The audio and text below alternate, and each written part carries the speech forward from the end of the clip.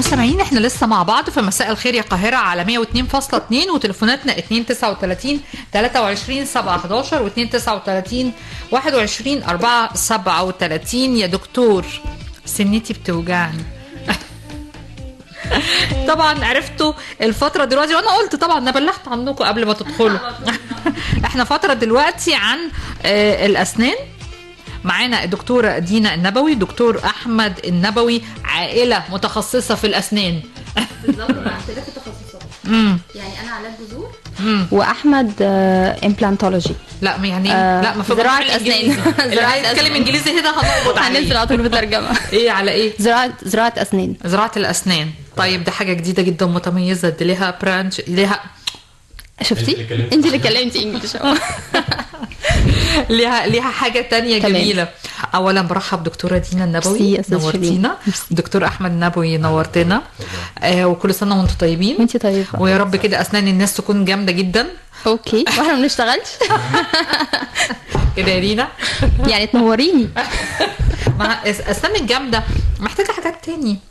صح، بريفنشن. هو دي بقى المشكله، ان احنا تبييض، محتاجه وقايه بشكل أصلاً. حلو، محتاجه تقويم برضه هتشتغلوا. مش انت عارفه ان المشكله عندنا في مصر او كمان في الدول الناميه ان الوقايه مش موجوده الاول. الوقايه دي فعلا يعني السلوجان اللي كنا دايما كلنا بنسمعه، الوقايه خير من العلاج، احنا مش ما كناش مدين لها الويت بتاعها قوي. الوقايه من اول الووتر، لما بنحط لها الميه اللي بنشربها بنحط لها نسبه معينه من الفلورايد عشان تقوي الاسنان كمان. والوقايه من الكالسيوم من ساعه الام لما بتبقى حامل بتاخد نسبه اللبن، الجبن، الكالسيوم، الاقراص بتاعتها ازاي بالظبط. ده بيأثر على العظم واسنان البيبي بتاعها، وبعد كده كمان ليتر اون ده بيبان بقى. اللي هيتكلم انجليزي هيتقبض عليه فعلا. لا بجد مش انجليزي. طب هحاول معاكي. طيب. فعلا المفروض الوقايه ومش شرط ان احنا نحتاج، ومش شرط ان احنا نروح للدكتور عشان نقول له مثلا انا ضرسي مسوس او كده. لا، ده المتابعه دي نوع من انواع الوقايه. طيب احنا عايزين كده ببساطه دكتور احمد نقول تكوين الاسنان. يعني الاسنان دي بتتكون، الفك بتاعنا جواه مثلا كام سنه، كام ناب، كام ضرس، يعني التكوين بتاعهم والحاجه تبقى كويسه عشان نبقى سنه قويه. المفروض طبعا دي نقلت بدايه من عند الام. نعمل ايه بالظبط؟ هو الاول كده ان الاسنان هي نعتبرها هي والفم بوابة الجسم. تمام، هي المدخل لكل صحة البني آدم. تمام، احنا عندنا 32 ضرس وسن موجودين في بق اي انسان. بالظبط. مع اختلاف طبعا بعض الحالات معينة تحصل، مثلا بيبقى 34 يعني مثلا. ممكن ناس مثلا يبقى عندها اسنان او ضروس مدفونه. بالظبط. احنا عندنا الضرس او السنه متكونه من 3 طبقات. مينا الاسنان، تحتيها على طول العاج، تحتيها العصب اللي كميه ناس مهوله بتشتكي منه. اللي العصب ده اللي هو بيتاكل ده مع الحلويات وعدم ايوه، ما بالظبط. الناس بقى بتسيب النوم. محدش بيصحى الصبح يعمل الواجب اليومي، اغسل وشي واغسل بقي. طب انا عايزه اقول لك، محدش بيعمل كده. ده مش بس الصبح، ده انت قبل ما تنامي كمان تغسلي اسنانك. يعني مفيش، حتى لو ما فيش حاجه بعد كل اكل. بس ما حدش بيعمل كده هو للاسف كده. والعنايه الاسنان مش غسيل الاسنان بس. لا، ده المفروض نستخدم حاجه اسمها دنتال فلوس اللي هو خيط الاسنان علشان نقدر ننظف ما بين. طب بصراحه تمام هتقولي لي انتوا بتعملوا كده؟ انتوا بتعملوا كده؟ يعني لوقت، يعني مش هقولك لوقت قريب بس لحد يعني من اولى كليه، من اولى جامعه. لا من ساعه لما بتعرفي حاجه جديده بندرسها، لان احنا ربنا موجود.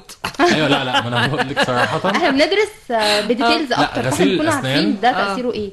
غسيل الاسنان يعني كان ممكن صبح وليل، بس مش بعد كل اكل. بس وانس ان احنا دخلنا اول ما احنا دخلنا الجامعه وبدانا نفهم الجزئيه دي، لا الدنيا اختلفت تماما بالنسبه لنا. حتى ده اللي احنا بنحاول نوصله، لازم ان انت تستعمل معجون الاسنان صبح وقبل ما تنام. ده اقل واجب قبل ما تنامي الصبح، ده لازم. والمضمضه طبعا يعني كل ما يقدرك عليها ربنا. بالظبط، مع خيط الاسنان. طيب ناخد فاصل. ناخد فاصل عشان مفيش حد بيعمل كده. يعني احرجتوني داخليا. ده النظام الجديد بتاعي. يعني اول حاجه يا جماعه 32 ربنا ناعم علينا ب 32 سنه وضرس وانياب. ماشي، لازم الصبح اول ما نصحى زي ما بيغسل وشنا وبنتوضى عشان نصلي، لازم نغسل اسناننا داخليا، وقبل ما ننام ما حدش بيعمل كده. اللي بيعمل كده طب يتصل بينا عشان نسقف له على الهوا ونفرح بيه. احنا اخدنا اعترافات صدق من الدكتوره دينا والدكتور احمد ان هم بيعملوا كده. شيرين ما بتعملش كده المذيعه، بس هبتدي اعمل كده. نعمل كده عشان نحافظ على الباقي من 32 سنه وضرس اللي موجودين عندنا. ناخد فاصل ونرجع نكمل حوارنا. ابقوا معنا على موجاتنا. لسه مكملين مع بعض اعزائي المستمعين والحديث عن الاسنان، ومعانا الدكتوره دينا النبوي والدكتور احمد النبوي. احنا اتكلمنا ان الوقايه خير من العلاج، وعشان نحافظ على اسناننا من واحنا عندنا قد ايه؟ من واحنا بيبيز، من اول البيبي ما يتولد، من اول بيبي ما يتولد بعد ما الام ترضعه. مش بيتتبدل؟ مش مهم القدام؟ لا ازاي بقى؟ بالظبط، مش هيقع ويطلع جديد. نستنى بعد ما يطلع جديد. بعد الام ما ترضع ابنها تجيب قطنه على صباعها يعني بالميه كده وتغسل له اللثه بتاعته من جوه. من احنا عندنا اللثه الريدج، ما اعرفش مش هيترجم ده. اوكي، الريدج حاجه كده موجوده بقنا اللي بيطلع منها السنان. بتغسلها من جوه ومن يعني من ما بين الخد. يعني اصلا اللثه دي من قبل ما تطلع سنان مهمه. طبعا. اوكي. وبعد كده بقى اول ما بتبتدي تطلع نبتدي نعرفه في معجون الاسنان اللي بالفليفرز بقى المختلفه. بالمذاق المختلف بالظبط. وعلى فرشه الاسنان بتاعتهم بتبقى اتراكتيف، بتبقى اوكي. البوكس مستني تحت. بتبقى حلوه للاطفال، 4 ضباط جذابه للاطفال. وبنحط لهم كتيبه تحت مستنيكي عشان تقبض عليكي بعد الانجليزي كله اللي انت بتقوليه ده. قولي. بتبتدي تعرفهم ازاي بقى يغسلوا اسنانهم واحده واحده كده. ان هي بالمذاق المختلف، ان هي تحببه في فرشه الاسنان. ومن هو عنده كام بيبتدي بقى يطلع السنان بتاعته؟ من اول 6 شهور بيبتدي يطلع اول سنه. من اول 6 شهور. من اول 6 شهور. ويعني هو بس احنا نسينا نقول ان هم في 20 سنه وضرس لبني في الاسنان بتاعت الاطفال. بيتبدلوا بس بيطلع من اول 6 شهور لحد بيفضل معانا اخر ضرس في الاسنان في الضروس اللبنيه لحد 13 سنه. اوكي. في هنا بقى عايزه اقول حاجه، نقطه مهمه، ان في مشكله بتحصل في النص، ان بيبتدي مع مثلا مع 6 سنين بيبتدي السنان الدايمه بتبتدي تطلع والضروس الدايمه بتبتدي تطلع. الظاهر لينا السنان والضروس الاماميه، السنان الاماميه. انما اللي احنا مش بناخد بالنا منه الضروس الخلفيه، ويكون اول ضرس سواء فوق او تحت اللي هو العقل. لا. العقل ده ممكن يطلع وممكن ما يطلعش اصلا. غالبا ده بيبقى اخر حاجه. طيب استاذنكم، حان الان موعد اذان العشاء حسب التوقيت المحلي لمدينه القاهره. يرفع نداء الحق الشيخ عبد الناصر حرك. لسه مكملين مع بعض فترتنا اعزائي المستمعين. مساء الخير يا قاهره، وبنتكلم عن الاسنان والعنايه بالاسنان. وبعد كده اذا ما اعتناش بيها هنزرع. طبعا انت عايز كل الناس ما تعتنيش بالاسنان بتاعتها. عشان مهما يعني وصلنا في التكنولوجيا والدنيا كانت متطوره قوي وجوده زرعه الاسنان كويسه، مش هتساوي حاجه طبعا زي ربنا. طبعا وده بيبقى الحل الاخير. هو انسب حل طبعا لو حاجه مخلوعه، بس ده الحل الاخير. هو يعني هو جديد حكايه زراعه الاسنان، لكن كان زمان كنا نعرف الطربوش. تمام. كنا نعرف مثلا الحشو طبعا الكوبري. الحشو والكلام ده كله، حشو العادي وحشو العصب والكلام ده كله. تمام. الجديد اللي هو زراعه الاسنان هو يعني موجود بس ما كانش منتشر. كنا بنشوف كده ناس كده عندهم سنه فضه. لا الحاجات دي هي ده طربوش اللي هو الطرابيش. تمام. بس مع اختلاف طبعا النوعيه بتاعتها بتتحط. انما هو الزرعه انت اصلا يعني ما حدش يقدر يشوفها غير باشعه، لان دي بتبقى داخل العظام نفسها مكان الجدر بتاع الضرس بعد ما احنا بنخلع. تمام. بس علشان كده وقت احنا بنقول يعني الحاجه اللي ربنا خلقها لا تعوض. طبعا ده شيء اساسي، طبعا لا يختلف عليها اتنين، يعني واحد اصلا مش هيختلف مع نفسه. بالظبط.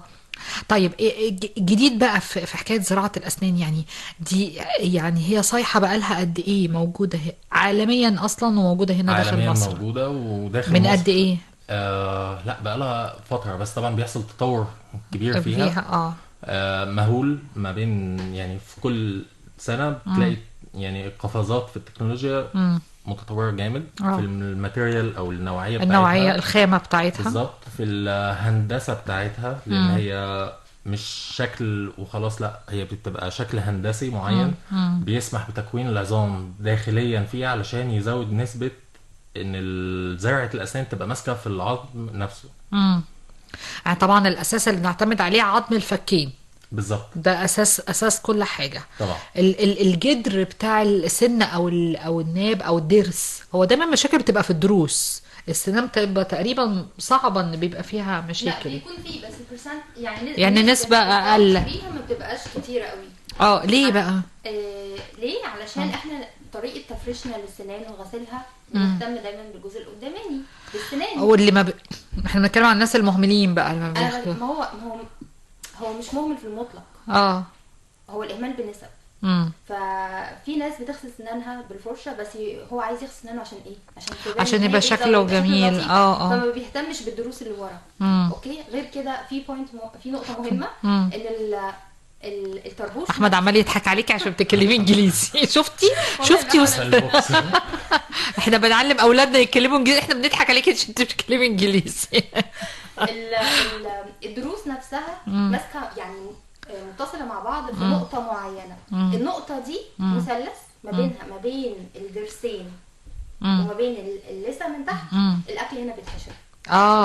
فبالتالي طبعا احنا ما نعرفش ازاي نفرش الاسنان بطريقه بزاويه معينه. بالظبط درجه 45 درجه، لانها بتبقى صغيره من تحت الضرس وعريض من فوق. بالظبط. فتلاقي التسوس دخل كتير قوي، يعني النسبه الاكبر كمان في التسوس في الضروس بيبقى التسوس الجانبي للضروس، وبيدخل على طول. احنا مهملين، نبتدي نحس بالالم امتى؟ لما يوصل للعصب فعلا. لكن يعني احنا ممكن يعني نشوف التسوس. يعني بيبقى عندنا مثلا في الضرس احنا بنحسه باللسان بتاعنا. الضرس بتاعنا مش في حته مكسوره، حاجات زي كده، بس فعلا احنا لما نحس بالالم هو ده اللي بيجبرنا ان احنا نروح لدكتور اسنان. ومش اي الم، انت لما تحسي بالالم اللي هو ما بينامكيش اصلا. لكن قلم اخد له مسكن خلاص نقعد عليه 2-3 مش مشكلة. انا عارفة الناس دي، انا عارفاها. طيب نرجع تاني لزرع الاسنان او الضروس.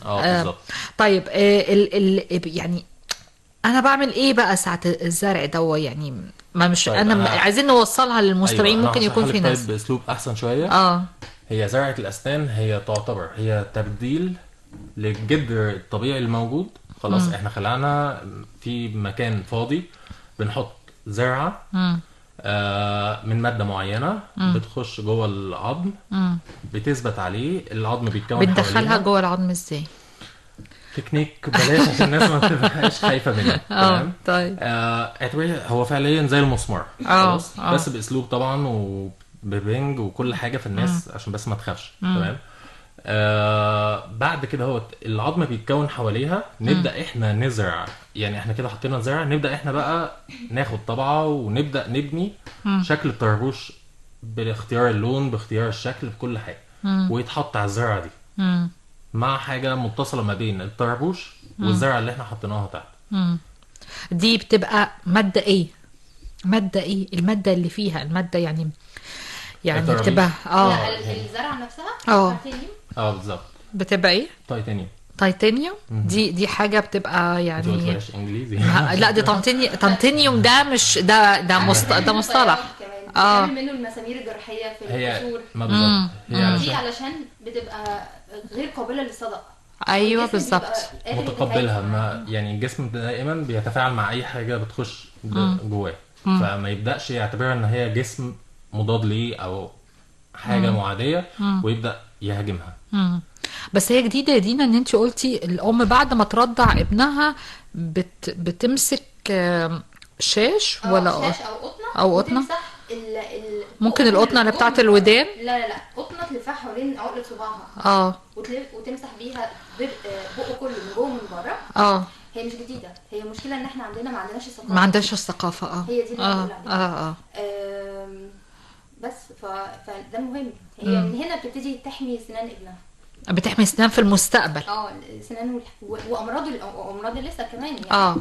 بالظبط. لان عايزه اقول على حاجه، في نسبه كبيره جدا يعني مش خلخله السنان والضروس بتقع بسبب التسوس، لا بتقع بسبب الجير اللي بتكون حوالين السنه او الضرس.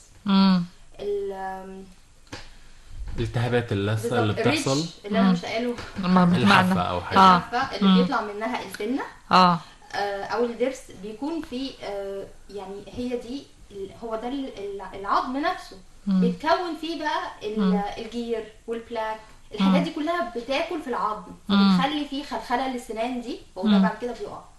فعايزه اقول ان مش لازم يبقى فيه تسوس عشان سناننا تقع، ممكن نتيجه اهمالنا ان انا ما بغسلش سناني. هل الدكتور يعني انا اعرف الدكتور بيقول انا بموت العصب، هل تمويت العصب ده يعني دي حاجه بعد كده تبقى كويسه، بني ادم بيعيش من غير عصب او حاجه زي يعني مش فاهمه معنى الكلمه طيب. يعني زي ما احنا اتفقنا ان الضرس او السنه متكونه من 3 حاجات. اخر طبقه خالص هو العصب. تمام. لما التسوس بيوصل لها بتبقى خلاص مرحله لا رجعه فيها.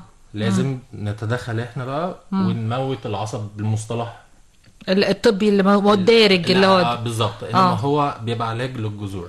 تمام. احنا فعليا بنخش بإبر ونبدأ نشيل العصب الملتهب جوه ونبدأ نموته خلاص، ونبدأ نعدل في الشكل الهندسي للجدر ان هو يستقبل الحشو بتاعنا.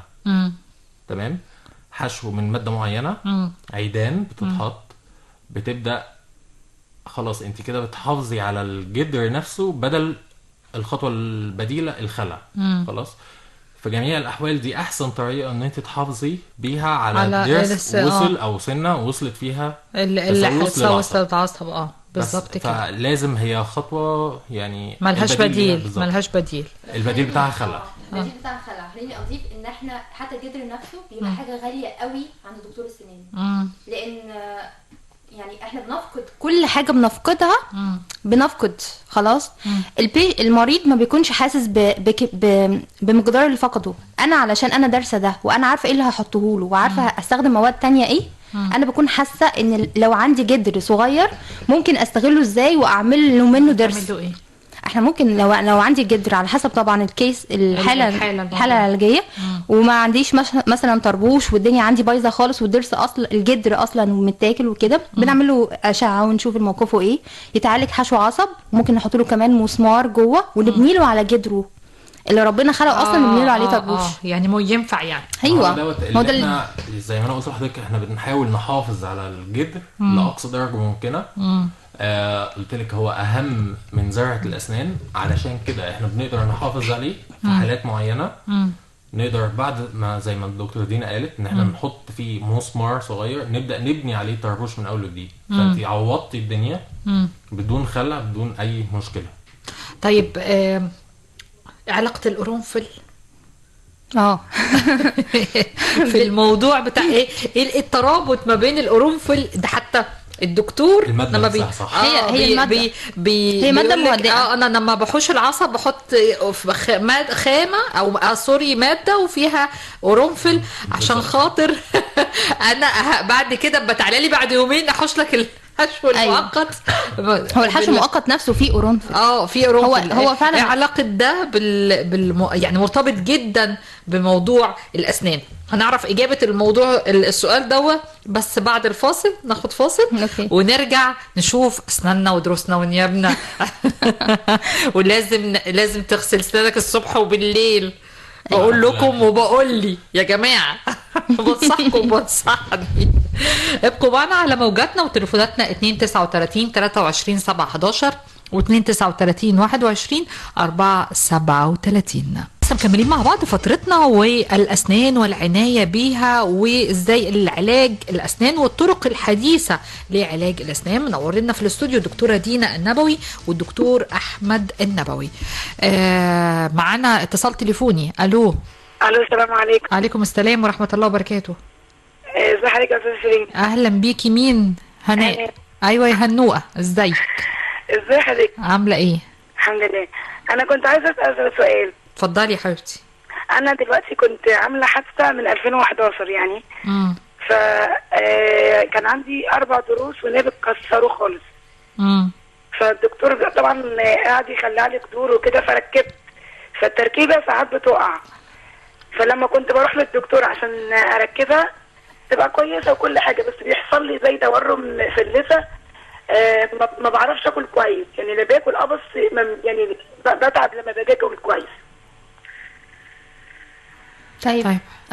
هو حضرتك مركبه تركيبه متحركه ولا ثابته؟ كوبري يعني؟ ثابته.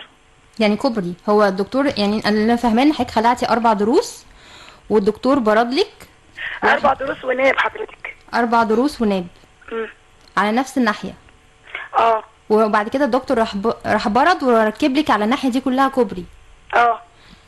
تمام. طب معلش، هو الكوبري يعني حضرتك لما اتحط او كده يعني على كام ساند، على كام ضرس موجود عند حضرتك، او كام سنه؟ لا هو مش فاكره، لان انا لما خدت الوقعه دي كانت من 2011، فكانت وقعه جامده يعني. ما يعني كان فاضل حوالي 2 أو 3. لا بس بيقع. بس انا ما ينفعش. طيب وحضرتك ما عملتيش اي زرعه اسنان او كده صح؟ لا. طيب بصي حضرتك استاذه هناء، هو احنا طبعا مش شايفين الحاله بالظبط، بس هو ده ما ينفعش، لان لو 4 ضروس احنا متخيلين 4 ضروس مع الناب كمان، لو هو مركب لك يبقى هو كده ساند لك الكوبري، المساحه دي كبيره قوي، سندها لك على ضرس واحد وسنه.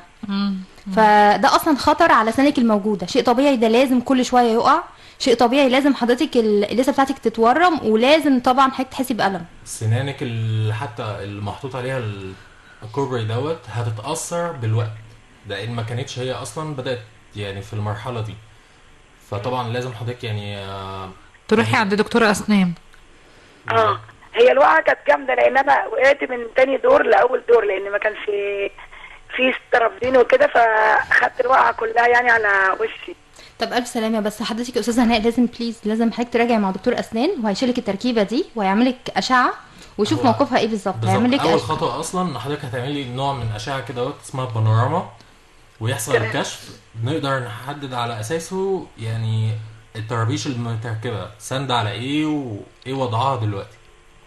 لان برضو ممكن معلش مع احترامي لحضرتك ان حضرتك ما تكونيش قادره توصل لنا المعلومه بالظبط، فيعني اقصد الاشعه هي اللي هتبين كل حاجه، هي الفيصل بالنسبه لنا. تمام. شكرا يا هناء. شكرا. مع السلامه. القرنفل زي هو عشب، زي ما ربنا خلق لنا اعشاب كتيره ليها فوائد. هو الاكشن وظيفته مهدئ للاعصاب، مهدئ للالام، مهدئ لكل حاجه.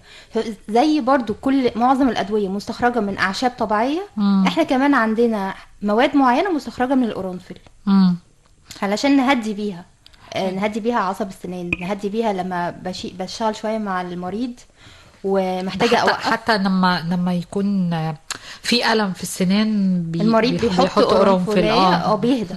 سبحان الله. هو برضو هو المفعول بتاع القرنفل على السنان، على الاعصاب، هو ملي على الاعصاب كمان. وده عصب.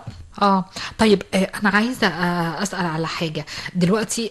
وحد مريض جاله الم كتير جدا بالليل، يعني ما فيش مسعف طبعا، يعني الم السنان ده بتبقى مؤلمه جدا جدا، يعني ايه الطريقه اللي ياخدها؟ يعني ما فيش صيدليات، يعمل ايه النصايح الطبيه البسيطه اللي ممكن يستخدمها، حاجات تكون في البيت غير القرنفل؟ بصي هو حضرتك ممكن المضمضه كمان، يعني هو لو حصل الالم الشنيع بتاع بالليل ده معناها ان ضرسه ده خلاص عصب. اوكي. هو عادي بقى يقوم يغسل سنانه كويس جدا بميه ايه؟ يغسل سنانه بالفرشه، يفرش سنانه. لا بميه فتره. ميه الحنفيه العاديه. ولو عنده مضمضه يستخدم مضمضه، لان المضمضه فيها نسبه معينه بسيطه من البنج، فبتهدي كتير. وتاني يوم الصبح ما عندوش مضمضه، ميه دافيه وعليها شعره ملح. ما يزودش ملح. الملح. شعرة ملح. شعرة ملح. انا عايزه اوصل للمعلومه دي اشوفها صحيحه ولا مش صحيحه. بتعمل تهدئه شويه للألم. جامد. يعني قرنفل او ميه فتره او قليل من الملح. ميه دافيه وعليها شعرة ملح. طيب تاني يوم الصبح تاني يوم الصبح الساعة 9 الصبح تروح للدكتور. مش الألم هادي نروح نطنش يومين هيرجع لك تاني. ايوه مشكلة شعب يعني خلاص الألم هادي خلاص بقى يعني ما نطنش. المذيع بيحب الميكروفون. تمام. الدكتور السنان بيحب شغل السنان. يعني بحس ان هو مرهق لان السنان دي وزرع الاسنان مخصوص. يعني انا بكلمك انت يا دكتور احمد، يعني عايز دقه في حاجه صغيره جدا، في ناس بتتألم، في ناس بتتعب اصلا من فتحه بقها كتير، في يعني عايزه تعامل كده بان حد بيحابب الموضوع ده جدا. يعني تمام. بتتعامل ازاي؟ طبعا طبيب الاسنان بيحب اخر خطوه خالص بعد ما يكون وصل لمرحله اللي هو حط فيها مثلا سواء طربوش او يعني الحشو التجميلي بتاعه والشكل بتاع المريض، يعني بقى الناحيه الجماليه فيه عاليه، وحتى تلاقي ان المريض بقى مبسوط بالحشو او حاجه. دي طبعا بتفرق تماما بالنسبه لطبيب الاسنان، لان هو دوت. انما الخطوات الاساسيه وهو بيشتغل والحاجات دي بس انت بتحبها عشان هي شغلتك. بس احلى لقطه اللي هو ان انت اصعب حاجه في الاسنان ايه؟ وانت في حاجه صعبه؟ انا عمال افكر في حاجه صعبه. هو تقريبا اكستراكشن في الايدز ممكن اللي هي الضروس المدفونه. الضروس المدفونه يعني ايه؟ مش فاهمه. يعني ضرس العقل مثلا طالع مدفون. مش طالع بره اللثه. ايوه بالظبط. بيبقى تحت في العظم او حاجه. بيكون ساعات بيكون ملفوف بطريقه معينه حوالين العصب. بالظبط. العصب الانفيريور يعني عشان بس هي مش فكره اصعب حاجه او الكلام دوت، لا. احنا سبحان الله يعني ممكن تلاقي حالات بتلاقي الدنيا فيها متيسره جامد قوي، لان بتعتمد من شخص للتاني. كثافه العظم، الزاويه نفسها مثلا بتاعت الضرس، الحاجات دي كده كلها تمام. وسبحان الله بتلاقي في حالات بتبقى الضرس يعني حد بيقول لك مش فكره كده، لا يعني بيقول لك ده طلع مثلا بخلع الضرس او مثلا ايوه بخلع الضرس. ايوه ده صعب. بيبقى صعب. التعامل يا دينا مع الناس كلها. طب لو جالك طفل صغير بيبقى التعامل معاه ازاي؟ انت متهيألي تديله بنجو كلي وتريحي نفسك عشان تشتغلي كويس. بصي هو احنا الاطفال، انا مش يعني انا في ناس زمايلي، في واحده صاحبتي مثلا هي ادت للطفل على القلم على وشه عشان تخلص. هو كان مش قادر يقعد ومش قادر يمسك نفسه بيعيط. لا بس هو الاطفال، احنا مشكلتنا في الاطفال ايه؟ ان هو بيكره دكتور الاسنان. لان دايما مامته بتخوفه من حقنه الاسنان وهوديك للدكتور يخلع لك ضروسك. فحين يا ستي احنا مش عايزين كل كده. احنا عايزين الولد ده من هو صغير نتابعه مره كل 6 شهور، مره كل 8 شهور، نلحق التسوس قبل ما يحصل. بالظبط. بنلحق على فكره، لو بدايه تسوس كمان بنلحق. بس الاطفال لا، يعني هو المفروض بناخدهم طبعا واحده واحده على الهادي. بيكون في حاجات بقى كل واحد على حسب. في كبار كده متعبين جدا جدا. بتبقى فوبيا متربيه فيهم ان هم اطفال. تمام. احنا الادوات بتاعتنا صراحه شكلها مخيف قوي. تمام. حقنه البنج شكلها مرعب، مش حقنه عاديه. وبتلاقي على فكره في دكاتره اسنان بيتمنظروا جدا بحقنه البنج قدام البيشنت ويحط السرنجه. ايوه والكربوله بتاعه البنج قدامه ويديها له. طب ليه الفوبيا دي اصلا؟ ده انت لو مين هتخافي طبعا. كل دي هتدخل جوه بقك ازاي؟ وشكه الابره اصلا مؤلمه. بس رساله للاهالي ان يعني يهونوا الدنيا على اولادهم، ما يخوفهمش بالدكتور. مش عمو الدكتور اهوت هيديك حقنه لو ما سكتش. يعني الجمله دي خلاص امنعوها بقى. بالظبط. انتوا بترعبوا الاطفال وبتزرعوا فيهم حاجه انتوا مش شايفينها، ان فعليا اي دكتور بالنسبه له بيبقى زي بابا. طيب احنا بنتكلم على الابتسامه البيضاء. ماشي. الحلوه اللي هي اسمها ايه؟ هوليود سمايل. اللي هي الضحكه الجميله اللي هي بتعمل يعني سنان خلابه بتيجي عليها الضوء وترجع تاني. الحاجات دي بقى ايه؟ ممكن نوصلها بالمعجون العادي؟ يعني لا بصي هو الديبانس تعتمد على ايه. هو المعجون العادي احنا بننظف اوكي. بس احنا في مرحله معينه اللي هي تبييض الاسنان. لو سناني اصلا مرصوصه لون السنان نفسه بيختلف من شخص للتاني. الواننا احنا كمصريين مختلف عن الوان الاجانب. ده ليه؟ احنا زي دكتور احمد ما قال، احنا السنان عندنا السنه متكونه من 3 طبقات. اول طبقه اللي هي المينا دي طبقه شفافه اصلا، مش هي دي اللي بتتحكم في لون الاسنان. الطبقه اللي تحتها الطبقه العاجيه، هو ده كل لون الاسنان. على حسب نسبه تركيز الميلانين جوه عندك في جسمك، على حسب انتي بشرتك لونها ايه، هو ده كمان ليه علاقه بلون اسنانك. تلاقي الناس السود اسنانهم بيضه جدا. ايوه بالظبط كده. والاجانب تلاقي اسنانهم صفراء. طيب تنظيف الاسنان بالفرشه ده يعني بيشيل شويه ترسبات، بس مش هيدينا البياض القوي. البياض القوي لو اسناني مرصوصه بيبقى عن طريق تبييض الاسنان، البليتشنج، ان احنا بنحط ماده معينه ونعرض الاسنان لفتره معينه من 30 دقيقة ل 45 دقيقة، وبتعتمد على حسب الدرجة اللي المريض عايزها. تحت ضوء. الضوء ده فايدته ان هو بيسمح بالحبيبات الموجودة في المادة دي ان هي تخترق جوه الطبقة العاجية وتغير في الصبغة بتاعتها. مش بتستمر لبقية حياته. ده اللي عايز بقى اللي هو الطبقة اللي موجودة غير يعني بيضة زيادة عشان تبقى بيضة. اوكي طيب. لا ده اللي هو العادي بقى، الناس المدخنين اللي بتبقى اسنانهم ايه صفرة، اسنانهم عليها ترسبات. بيجي ينظف السنان الاول وبنشيل الترسبات. لو هو عايز ابيض كمان بنعمل الاول تبييض اسنان. ده على جنب. في مرحله تانية كمان في الهوليود سمايل اللي هو التقويم. انا ممكن اسناني تبقى متلخبطه اصلا، ترتيبها مش مظبوط، فاحنا لازم نعمل تقويم. في كمان بقى اصلا لا انا الشكل هي اسناني مرصوصه بس في حاجات كده مش مظبوطه كشكل الهندسي مثلا بتاع السنه. دي بنعمل لها بقى عدسات زي عدسات اللانسز بتاعت العينين. هي دي ده الجديد. هي دي الفينيرز اللي هي ايه؟ فينيرز دي ملهاش ترجمه عربي. هي دي زي العدسه بالظبط. احنا يعني زي العدسه الشفافه. زي العدسه بتاعت العين في سمكها بالظبط. برضو بيعتمد على حسب الحاله. احنا يعني ابسط حاله البيشنت المريض ده مش عاجبه خالص سنانه، بناخد له طبعه وسنانه كويسه ما فيهاش حاجه، لا تسوس ولا تاكل ولا بيعض ولا بيجز على اسنانه. كل الحاجات دي بتفرق معايا في نوع العلاج بتاعه. ممكن هو كويس وحالته كويسه بس هو عايز الهوليود سمايل، او هي يعني هم مين اللي بيبقوا الفيميلز السيدات. بناخد له طبعه وعلى الطبعه دي بنعمل عليها العدسات اللانسز اللي بتبقى في سمك عدسه العين. لما بيجي بعد كده ببتدي الزق سنه عدسه على اسنانه، بتديها طبعا منظر مختلف تماما. بتدي باللون اللي هو عايزه طبعا. وبتفضل قد ايه؟ هي المفروض بتبقى دايمه يعني permanent. عكس التبييض مش بيستمر معايا كتير لانه بيرجع تاني من الاثار والحاجات اللي احنا بنستخدمها. حتى لو من الشاي، حتى لو من الصلصه اللي بنحطها على الاكل. اي حاجه بنشربها بيقل طبعا نسبته بس على مراحل.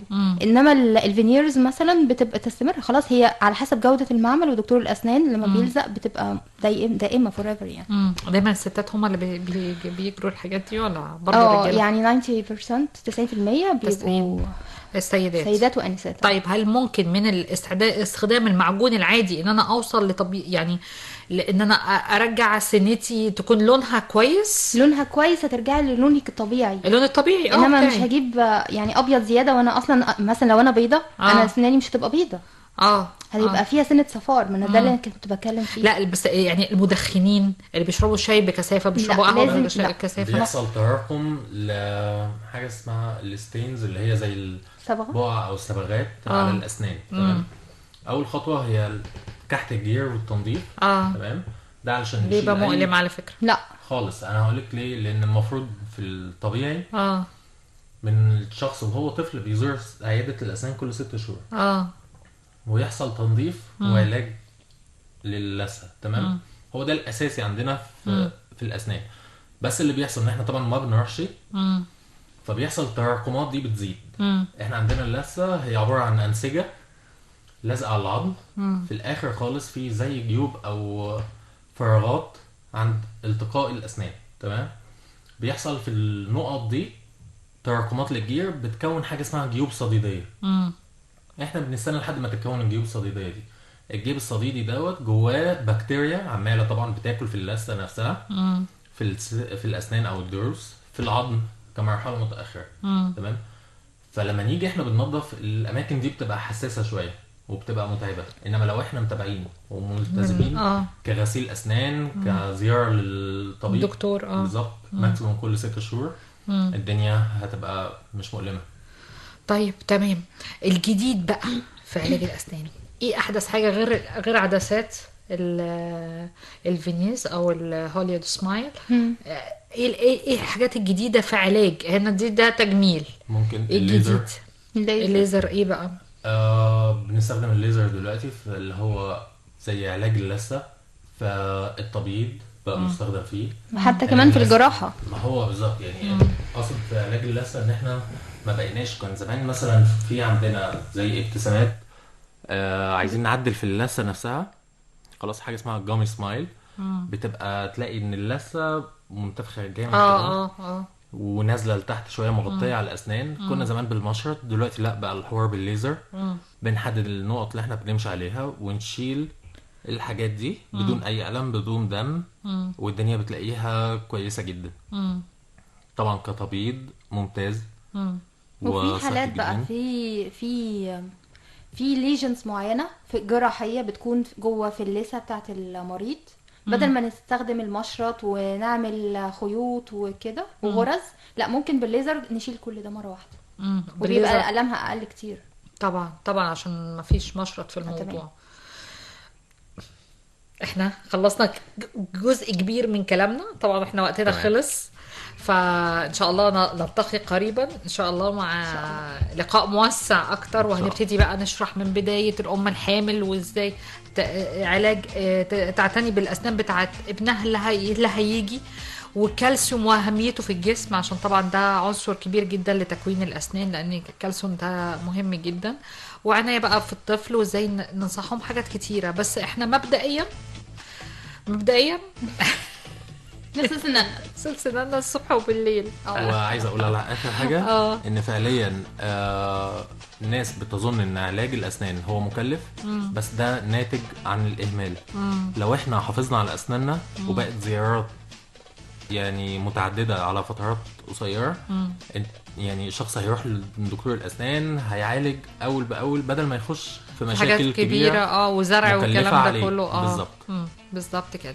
انا بشكر حضرتك دكتور احمد النبوي، نورتني. دكتوره دينا النبوي نورتيني، وان شاء الله نلتقي قريبا ان شاء الله.